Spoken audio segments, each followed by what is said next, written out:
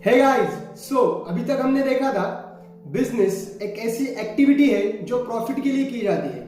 लेकिन ये प्रॉफिट कैसे लाना है बिजनेस में, तो उसके लिए हमें चाहिए मैनेजमेंट। मतलब कि अपने रिसोर्सेस को ऐसे यूज करो ताकि आपको ज्यादा से ज्यादा प्रॉफिट अवेलेबल हो सकता है।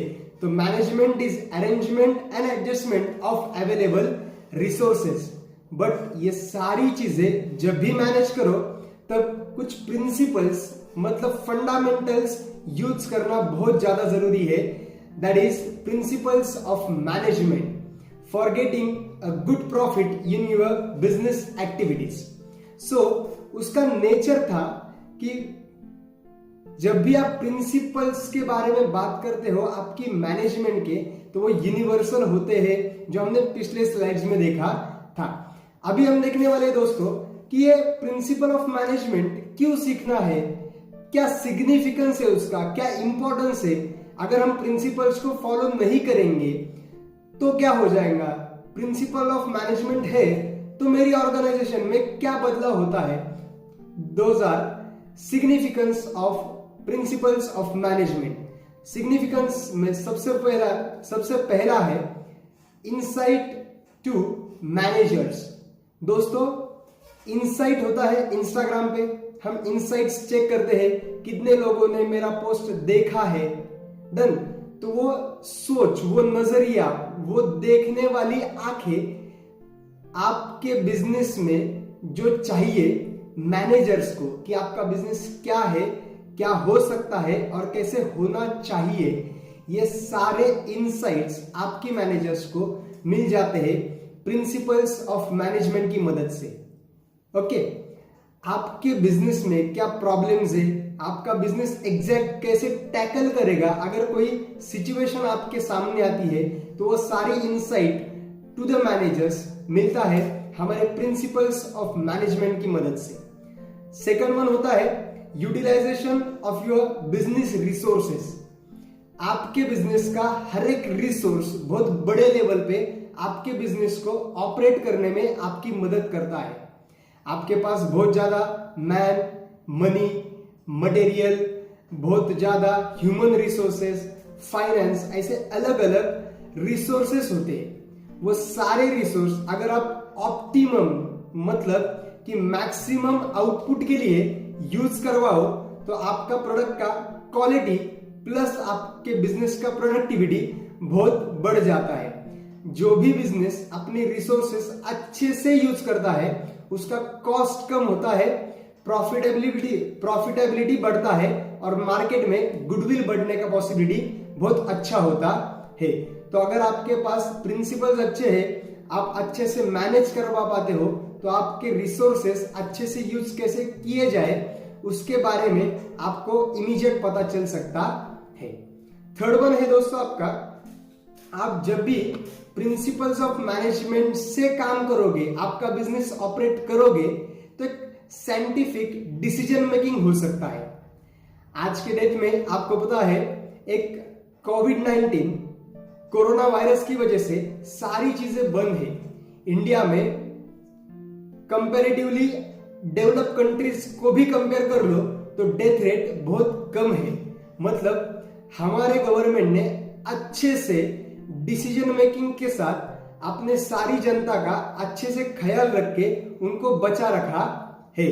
दोस्तों, इसका मतलब यह है कि अगर आपका गवर्नमेंट कुछ प्रिंसिपल्स फॉलो करके, उनके प्रिंसिपल्स में ही है नेशन फर्स्ट, आपके देश का हर एक पर्सन बहुत ज्यादा इंपॉर्टेंट है, आपकी इकोनॉमी से भी ज्यादा इंपॉर्टेंट है, ये प्रिंसिपल पकड़ के चले तो साइंटिफिकली एकदम अच्छा डिसीजन हमारे गवर्नमेंट ने लिया है जो आपको मदद करता है सेव करने में। आपका गवर्नमेंट का ओरिएंटेशन समझ में आता है इस प्रिंसिपल के हिसाब से और डिसीजन मेकिंग का लॉजिक समझ में आता है। तो principles of management are very much important to explain how you are going to serve as well as take decision in your business activities. Okay, उसके बाद होता है सोशल रिस्पॉन्सिबिलिटीज को अंडरस्टैंड करना।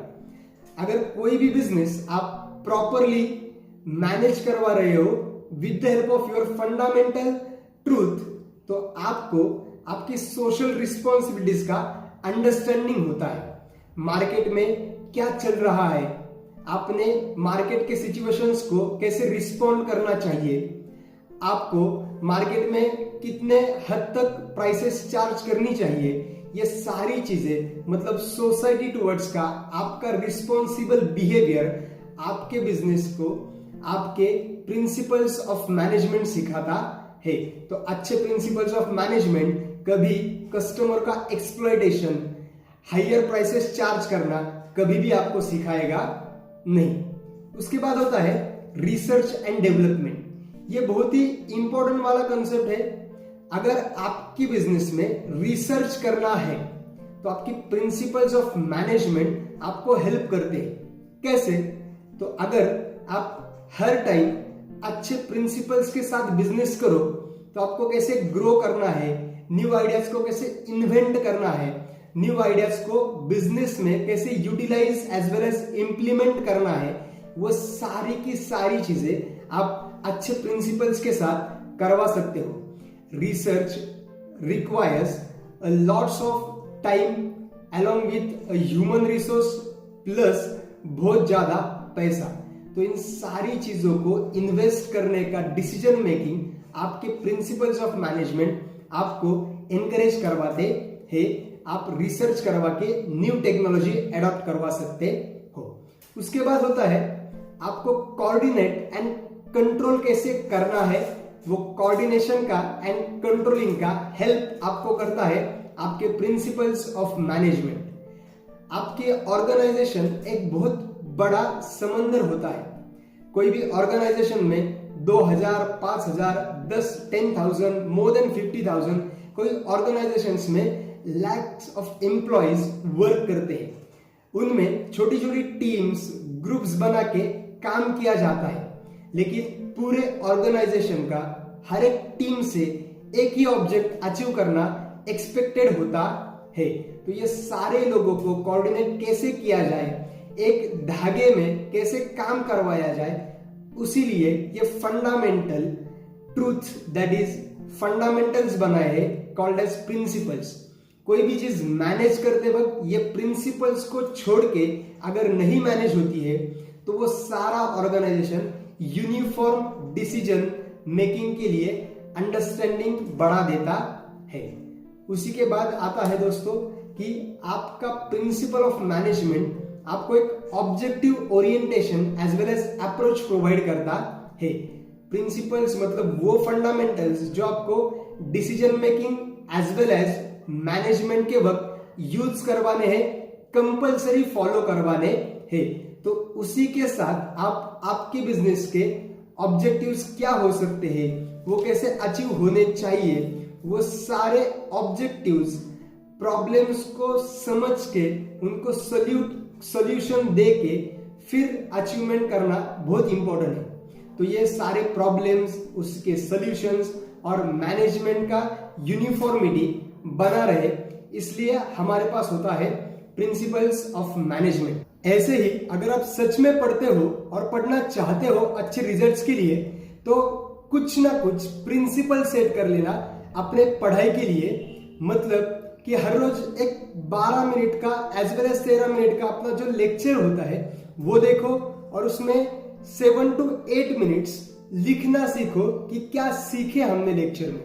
वो चीजें आपको जस्ट 20 मिनट का हर रोज का पढ़ाई थियरी सब्जेक्ट के लिए बहुत सफिशिएंट है। Just don't go for 40 minute 50 minutes का एक बड़ा लेक्चर फिर उसके बाद पढ़ो, ये अभी का रिक्वायरमेंट नहीं है। थियरी सब्जेक्ट है, हमेशा वैल्यू एडिशंस के साथ सीखो, हमेशा कॉन्सेप्ट्स को आगे लेके चलो और फिर उसको प्रैक्टिस करते रहो। एक दिन में बहुत ज्यादा टाइम स्पेंड करके आपको ये सब्जेक्ट नहीं आने वाला है। Let's take recap. Comparing both the questions, हम देखते हैं कि प्रिंसिपल्स ऑफ मैनेजमेंट क्या होता है। प्रिंसिपल्स ऑफ मैनेजमेंट मतलब वो सारे फंडामेंटल्स एज वेल एज वो सारे बिलीव्स जो आपके बिजनेस के हैं, वो आपको कंपलसरी फॉलो करके आपके बिजनेस को मैनेज करवाना है और ऑब्जेक्टिव अचीव करके अच्छा प्रॉफिट कमाना है। तो ये सारी चीजें आपको मदद करेगी। ओके, तो ये प्रिंसिपल्स ऑफ मैनेजमेंट का नेचर कैसे है, तो वो नेचर है, वो सारी चीजें यूनिवर्सल है, आपको जनरल एक गाइडलाइन प्रोवाइड करवाती है, वो बहुत ज्यादा प्रैक्टिस एंड एक्सपेरिमेंट्स के साथ बनती है, वो फ्लेक्सिबल होती है, हम उसको मॉडिफाई करवा सकते हैं, वो हर एक ग्रुप को ध्यान में रख के एक ग्रुप बिहेवियर कैसे चल सकता है उसके साथ बनाया जाता है। आपका क्या कॉज है, उसका क्या इफेक्ट होता है, उनका रिलेशनशिप देख के आपके प्रिंसिपल्स को अप्लाई करना होता है, डिसीजन मेकिंग करना होता है। उसके बाद इंपॉर्टेंटली सारे के सारे नेचर एज वेल एज सारे के सारे प्रिंसिपल बहुत ज्यादा इंपॉर्टेंट है।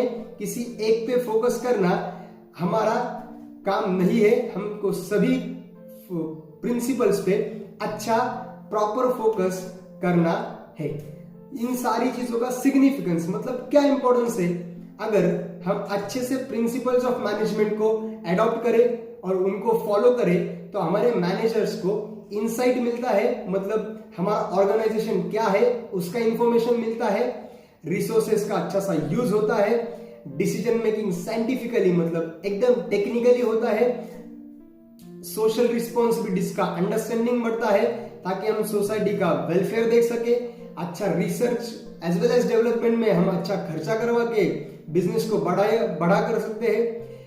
सारे ग्रुप्स को, छोटे छोटे टीम्स को कैसे कॉपरेट किया जाए और कंट्रोल किया जाए और उनका कोऑर्डिनेशन कैसे बना रहे, ये प्रिंसिपल्स ऑफ मैनेजमेंट हमको सिखा सकता है और हमारा ऑर्गेनाइजेशन का objective orientation as well as approach बढ़ा सकता है। दोस्तों, ये सारी चीजें आपको कॉन्सेप्चुअली एक छोटे एग्जाम्पल के जरिए आप तक पहुंचेगी, बट इन सारी चीजों को कैसे लिखना है उसके लिए आपको मुझे व्हाट्सएप पे मैसेज करके मैं आपको उसका पीडीएफ भेजने वाला हूं। Stay tuned, do like, share and subscribe. Thank you very much.